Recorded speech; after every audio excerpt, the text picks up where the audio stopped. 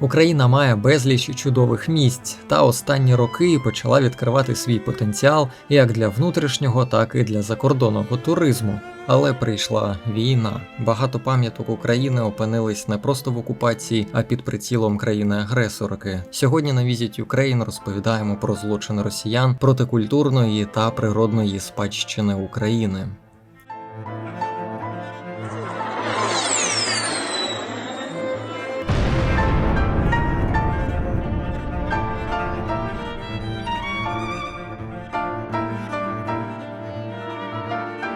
Станом на липень 2023 року російськими військами було зруйновано або пошкоджено 1500 об'єктів культурної інфраструктури та 600 пам'яток культури й історії. Найбільше таких руйнувань в Донецькій, Харківській, Київській та Луганській областях. Під час однієї з останніх атак на Одесу окупанти випустили по місту 19 ракет. Як наслідок, пошкоджено 29 пам'яток культурної спадщини. Влучання відбулися в історичний центр Одеси, який у січні цього року було внесено до світової спадщини ЮНЕСКО. Таке зухвале та навмисне знищення культурних об'єктів повинно розцінюватись як воєнний злочин. Тоді наймасштабнішого пошкодження зазнав найбільший православний храм Одеси – Спасо-Преображенський кафедральний собор. Він був закладений наприкінці 18 століття, повністю зруйнований більшовицькою владою у 1936 році та відновлений на тому ж фундаменті за часів незалежної України. Сьогодні ж, через майже 90 років, собор знову зазнав колосальних руйнувань.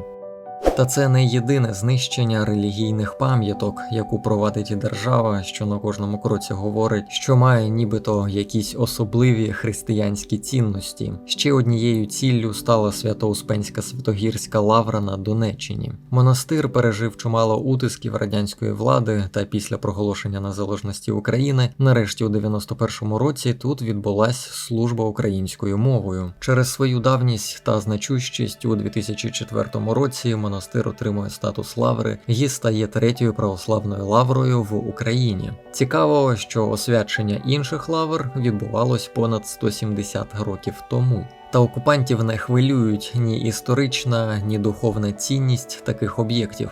У березні 22-го року російські військові скинули бомбу на Святогірську лавру. Цинізму додає те, що в цей час лавра стала притулком для біженців. Там перебували понад 500 людей з Харкова та Ізюма. Загалом, за підрахунками ЮНЕСКО, задокументовано пошкодження понад 80 релігійних об'єктів.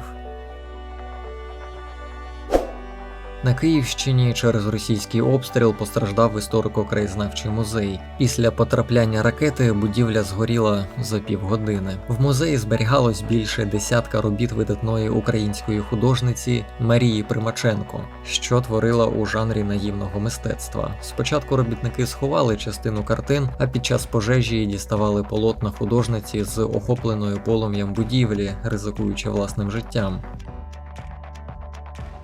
Зазнають шкоди від російських окупантів і природні пам'ятки. Асканія Нова – це найбільший степовий заповідник Європи. Землі цієї місцевості ніколи не піддавались обробці.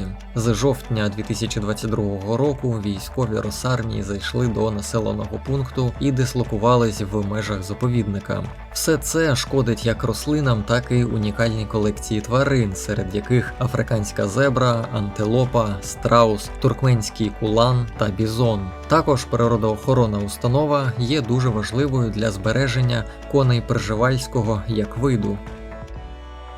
Постраждала від окупантів і найбільша пустеля Європи довжиною у 150 кілометрів – Олешківські піски. Колись створені через перевипас худоби піски обсадили навколо лісом, аби пустеля не розширювалась. Цей ліс вважають найбільшим рукотворним у Європі. Під час підриву Каховської ГЕС 90% селища Олешки опинилось під водою. Було затоплено і низку геокомплексів, що може призвести до зникнення деяких видів тварин. Також доведеться зіткнутися з наслідками від бомбардувань та мінування території. Оцінити всю шкоду можна буде тільки після звільнення регіону від загарбників. Під окупацією знаходяться і так звані українські Мальдіви, острів Джарелгач. Це найбільший острів України та і Чорного моря загалом. Його протяжність 42 кілометри. Прозорість води тут вражає, і це не дивно, адже це одна з найчистіших заток країни. Сюди припливають білобокі дельфіни і морські свині, а тутешні лиманні озерця славляться своїми лікувальними грязями. Це незабудована територія і рай для тих, хто полюбляє відпочинок у наметах. Та сьогодні окупанти засипали піском переправу та перетворили острів на військову базу. А самий острів влада окупантів за документами вважає придатним для відстрілу диких тварин та видобутку глини і солі.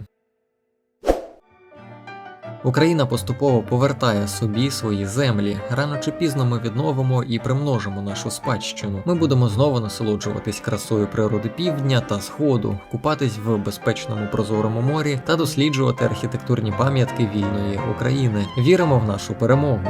Сподіваємось, було цікаво. Якщо так, ставте вподобайку, діліться цим відео з друзями, не забувайте підписатись. Побачимось у наступних випусках Visit Ukraine.